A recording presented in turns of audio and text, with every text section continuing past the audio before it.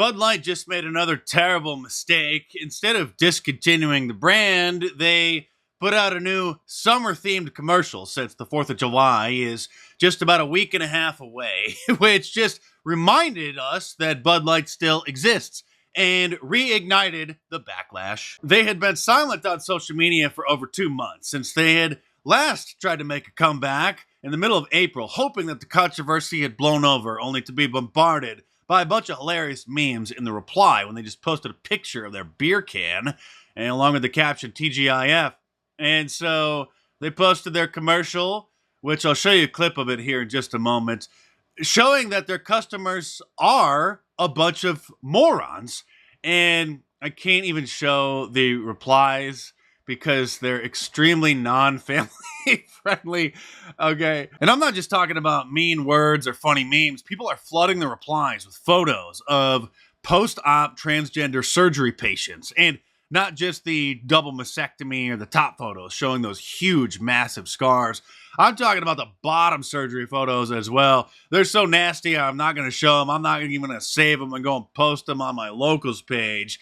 But Bud Light should see what it is that they're promoting. And if you haven't seen those kind of photos, you probably should see them just to see exactly what is down the road for these people who start going down that path. If you use Twitter and you want to see the replies for yourself, or at least all of them, you're going to have to click this icon underneath the tweet, which actually shows the hidden replies.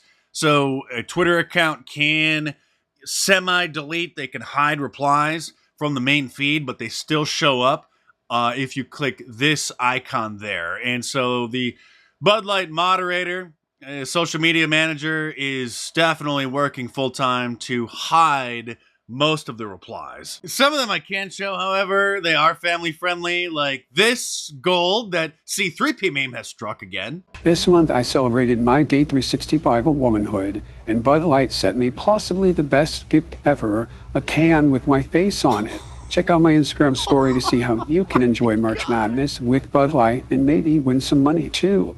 Love ya. Cheers. Go team. Whatever team you love, I love too.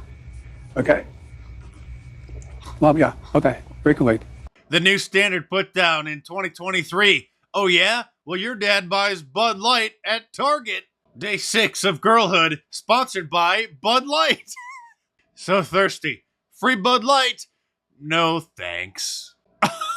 Oh my God. It's the Titan Ocean Gate Submersible Bud Light edition. Here's the commercial, but I changed the music for 2 reasons. One, to make it more fitting, and because they used a copyrighted song from the 1970s, a song called Good Times. Everybody's probably familiar with it, and that's going to cause copyright issues. But here is their new commercial that they think is going to revive their brand. It's a hot summer day, over 100 degrees, and everybody at the LGBTQ Pride Fest is enjoying their Bud Light. Of course, they're too dumb to realize that you shouldn't walk on hot pavement without wearing shoes or flip-flops, or on rocks, especially when carrying a keg of beer. Bud Light customers don't know how to close refrigerators. They're too dumb to use sunscreen as well. They don't know how to paddleboard. They're so dumb they walk right into screen doors. They don't know how to get into a hammock. They don't know how to properly tap a keg.